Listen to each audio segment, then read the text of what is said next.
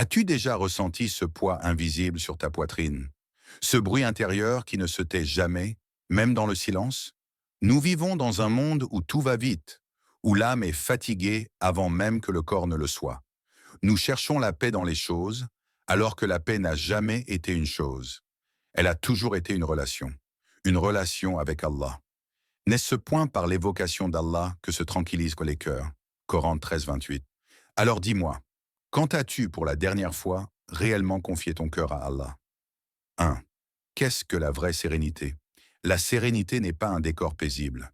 Elle n'est pas ce silence artificiel que l'on cherche à créer autour de soi en fuyant le bruit du monde. Elle n'est pas non plus l'absence de douleur, ni une vie parfaitement alignée, sans fissure ni contradiction. La sérénité véritable naît au cœur même du chaos. Elle apparaît lorsque tout vacille, lorsque les certitudes s'effondrent, lorsque les plans soigneusement construits se brisent sans avertissement. Elle ne dépend pas de ce qui se passe à l'extérieur, mais de ce qui se tient fermement à l'intérieur. Nous confondons souvent sérénité et confort. Nous croyons que pour être en paix, tout doit aller bien. Mais l'histoire humaine, et plus encore l'histoire spirituelle, nous enseigne une autre vérité. Les cœurs les plus paisibles ont souvent traversé les tempêtes les plus violentes. La sérénité, c'est cette capacité mystérieuse à respirer profondément alors que la poitrine est lourde. C'est la force silencieuse de rester debout quand les genoux tremblent. C'est continuer d'avancer quand l'âme murmure « Je n'en peux plus ». Allah ne nous a jamais promis une existence sans épreuve. Au contraire, il nous a avertis. Pensez-vous entrer au paradis sans que ne vous atteigne ce qui atteignit ceux qui vous ont précédés? Coran 2, 214. Mais dans cette même réalité exigeante, Allah nous a fait un don immense, sa proximité. Allah est avec ceux qui patientent. Coran 253. Être avec Allah ne signifie pas être épargné. Cela signifie ne jamais être abandonné. Il y a une différence fondamentale entre vivre une difficulté seule et vivre cette même difficulté en sachant qu'Allah te voit, t'entend et te soutient. La sérénité commence précisément ici. Quand le cœur cesse de lutter contre ce qui est et commence à s'appuyer sur celui qui sait pourquoi cela est. Regarde autour de toi. Observe les visages fatigués, les âmes pressées, les cœurs anxieux. Beaucoup ont tout ce que le monde promet, mais peu ont la paix. Pourquoi? Parce que la paix ne naît pas de la maîtrise. Elle naît du lâcher-prise confiant. Nous voulons tout contrôler, le futur, les résultats, les réactions des autres, les détours de la vie. Et plus nous tentons de contrôler, plus l'angoisse s'installe. Car au fond, le cœur humain n'a jamais été créé pour porter le poids du destin. Allah dit, Allah n'impose à aucune âme une charge supérieure à sa capacité. Coran 2, 286. Mais souvent, ce n'est pas Allah qui nous surcharge, c'est nous-mêmes. Nous portons des inquiétudes imaginaires. Nous souffrons pour des lendemains qui ne sont pas encore nés. Nous revivons des blessures passées comme si elles se produisaient encore. La sérénité, elle, vit dans l'instant présent. Elle se nourrit de la certitude que chaque instant est sous le regard d'Allah. Elle ne nie pas la douleur. Elle l'englobe, la traverse, sans s'y noyer.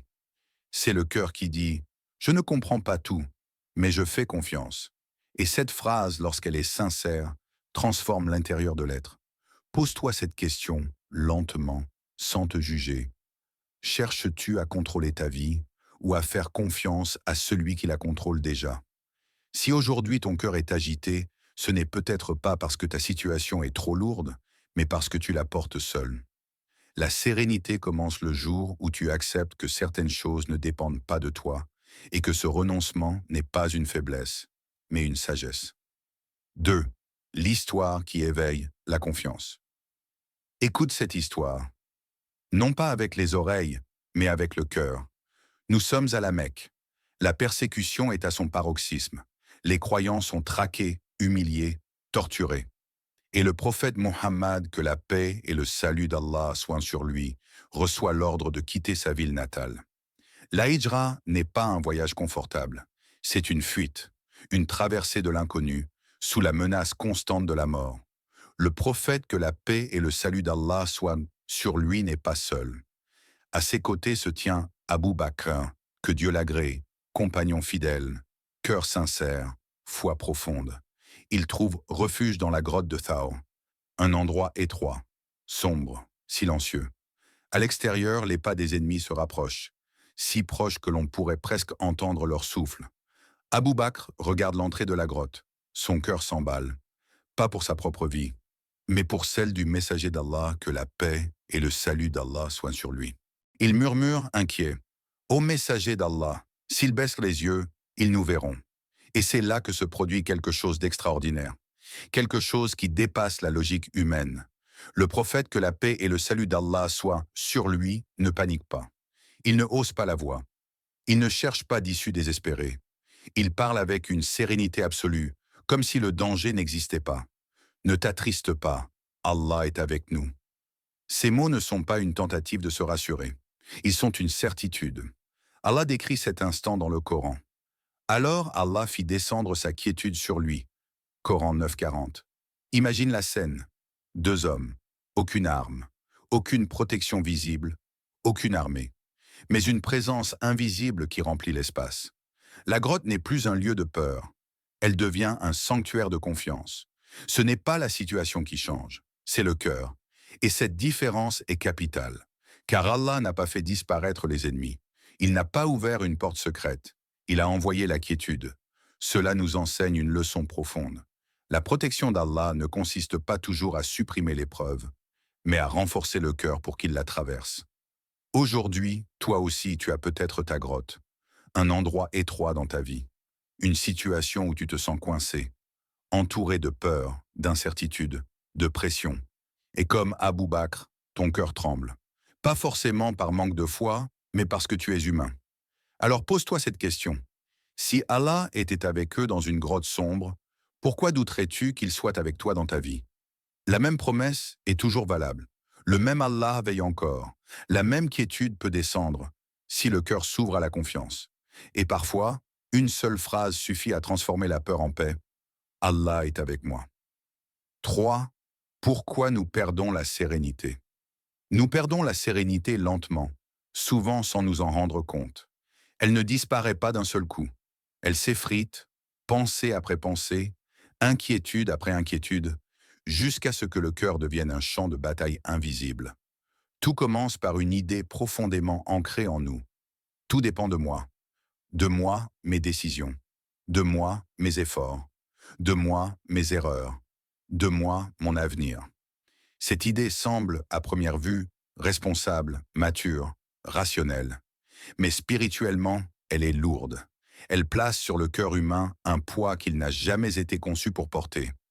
Nous portons des fardeaux qu'Allah ne nous a jamais demandé de porter. Nous planifions chaque détail comme si le futur devait obéir à nos tableaux, à nos agendas, à nos calculs. Nous anticipons des scénarios qui n'existent pas encore. Nous craignons des pertes qui ne se sont pas produites. Nous rejouons des conversations passées en nous reprochant ce que nous aurions dû dire ou faire. Et pendant ce temps, le cœur s'épuise. Le Coran nous rappelle pourtant une vérité simple, mais exigeante. Et c'est en Allah qu'il faut placer sa confiance. Si vous êtes croyant, Coran 5:23. La perte de sérénité commence souvent là où la confiance s'arrête.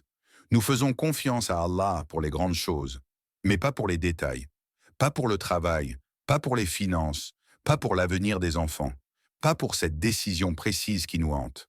Alors nous prenons tout sur nous. Résultat, le cœur se crispe, l'esprit ne se repose plus.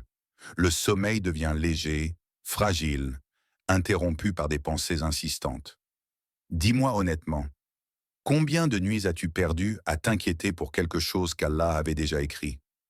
Combien de fois as-tu souffert 2 fois? Une première fois dans ton imagination, une seconde fois dans la réalité, quand elle est arrivée, ou parfois même quand elle n'est jamais arrivée. Le prophète, que la paix et le salut d'Allah soient sur lui, a dit « Si vous faisiez confiance à Allah comme il le mérite, il vous accorderait votre subsistance comme il l'accorde aux oiseaux. Ils sortent le matin le ventre vide et reviennent le soir rassasiés. Regarde l'oiseau, il ne nie pas l'effort. Il sort, il vole, il cherche, mais il ne porte pas l'angoisse du résultat. Nous, au contraire, faisons l'effort et nous portons l'angoisse. La sérénité se perd quand nous confondons responsabilité et toute-puissance. Quand nous oublions que notre rôle est d'agir, pas de garantir, de semer, pas de contrôler la pluie. Allah dit « Tu ne peux guider qui tu aimes, Mais c'est Allah qui guide qui il veut. Coran 28, 56. Pourtant, combien de fois essayons-nous de guider, de forcer, de corriger les autres à notre manière? Combien de fois portons-nous la responsabilité des choix qui ne nous appartiennent pas? La perte de sérénité est souvent liée à cette illusion. Si je pense assez, si je contrôle assez, si je m'inquiète assez, alors j'éviterai la douleur. Mais l'inquiétude n'a jamais empêché une épreuve. Elle a seulement empêché la paix. Il y a aussi cette peur silencieuse. Et si Allah ne faisait pas comme je l'espère? Derrière beaucoup d'angoisse se cache une foi blessée. Non pas une absence de foi, mais une foi fatiguée, éprouvée, confuse. Nous croyons en Allah, mais nous doutons de sa sagesse quand les choses nous échappent. Nous croyons en sa miséricorde. Mais nous avons peur qu'il nous prive de ce que nous désirons.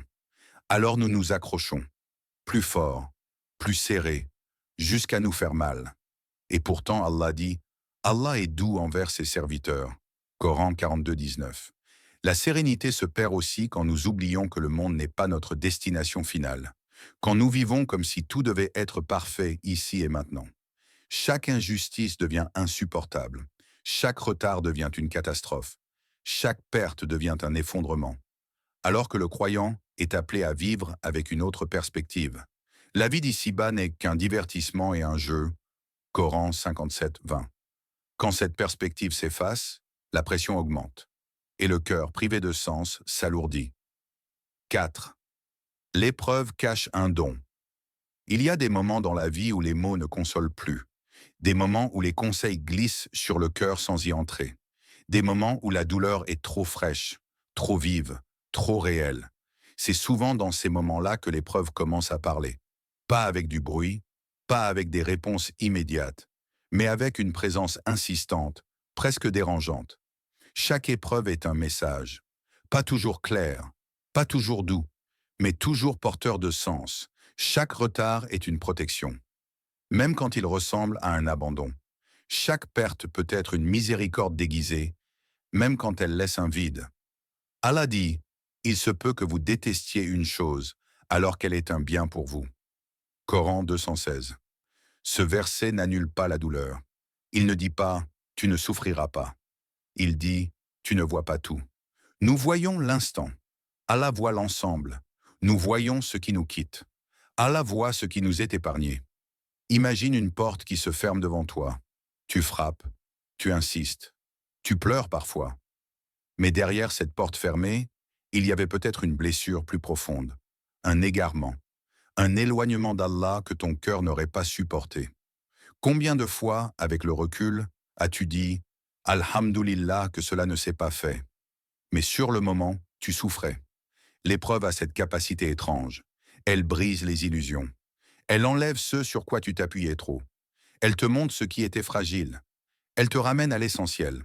Allah dit, nous vous éprouverons certes par un peu de peur, de faim, de diminution de biens, de personnes et de fruits. Coran 255. Remarque, un peu.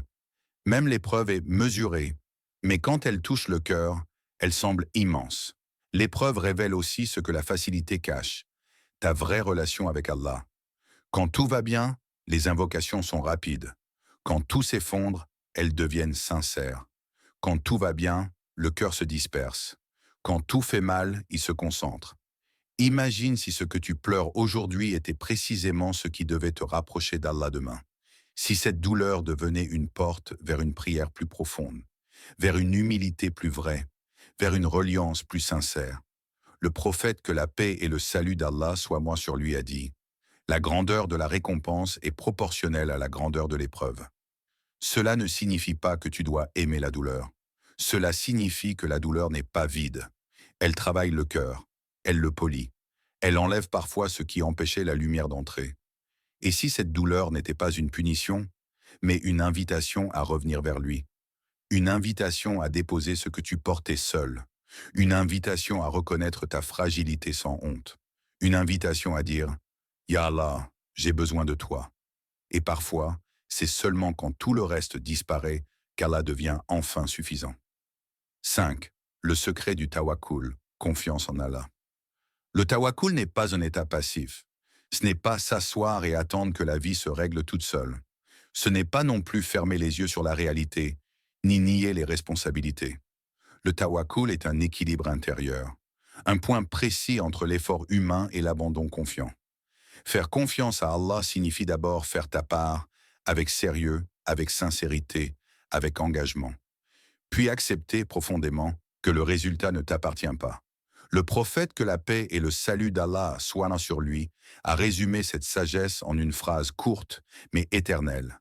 Attache ton chameau et fais confiance à Allah. Attache ton chameau, agis, prépare-toi, avance, puis fais confiance, car beaucoup font l'effort sans confiance, et d'autres prétendent avoir confiance sans faire l'effort. Le tawakkul authentique unit les deux. Allah dit: quiconque place sa confiance en Allah, il lui suffit. Coran 65.3. Remarque bien, il lui suffit. Pas il lui donnera tout ce qu'il veut, pas il supprimera toutes les difficultés, mais il lui suffira. Cela signifie que même si la situation reste difficile, même si la réponse tarde, même si le chemin est long, le cœur, lui, ne s'effondre plus. Pourquoi? Parce qu'il n'est plus accroché au résultat, mais à Allah. Le tawakkul libère le cœur de l'obsession du comment. Comment cela va se résoudre? Comment cela va finir? Comment vais-je m'en sortir? Le cœur confiant dit: je ne sais pas comment, mais Allah sait. Et cette phrase change tout. Quand tu confies réellement ton affaire à Allah, quelque chose de subtil se produit en toi. L'agitation diminue, la respiration devient plus lente, les pensées cessent de tourner en boucle, non pas parce que le problème est résolu, mais parce que tu n'es plus seul face à lui. Allah dit: et place ta confiance en le vivant qui ne meurt jamais. Coran 25-58. Nous avons souvent confiance dans ce qui est fragile, les gens, les plans, les circonstances, nos propres capacités. Puis nous sommes déçus quand cela s'effondre. Le tawakkul, lui, s'appuie sur celui qui ne change pas. Il y a une différence profonde entre dire « je fais confiance à Allah » et vivre cette confiance. La vivre, c'est accepter que la réponse puisse être différente de ton attente. C'est continuer à prier même quand le silence dure. C'est rester droit même quand l'issue est floue. Le prophète, que la paix et le salut d'Allah soient sur lui, a vécu le tawakkul dans les moments les plus critiques. Face au rejet, à la faim, à la peur, à la perte. Jamais il n'a cessé d'agir. Jamais il n'a cessé de remettre son affaire à Allah. Le tawakkul n'enlève pas les larmes. Il leur donne un sens. Il n'empêche pas la douleur. Il l'empêche de devenir désespoir. Il ne garantit pas que tout ira comme tu veux, mais il garantit que ton cœur ne sera pas vide. Alors pose-toi cette question, doucement, sans pression. Et si la paix que tu cherches n'était pas dans la solution, mais dans la confiance? Dans ce moment précis où tu dis « Ya Allah, j'ai fait ce que j'ai pu. Maintenant, je te confie ce que je ne peux pas. » Et parfois, c'est exactement là que le cœur commence enfin à se reposer. La sérénité commence le jour où tu comprends que tu n'es jamais seul. Le jour où tu dis, du fond du cœur, « Hasbi Allah, Allah me suffit. Mon succès ne dépend que d'Allah. En lui, je place ma confiance. » Coran 11.88. Alors, respire. Relâche ce que tu ne peux pas contrôler et confie ton cœur à celui qui ne déçoit jamais. Es-tu prêt aujourd'hui à faire confiance à Allah, même sans comprendre le chemin?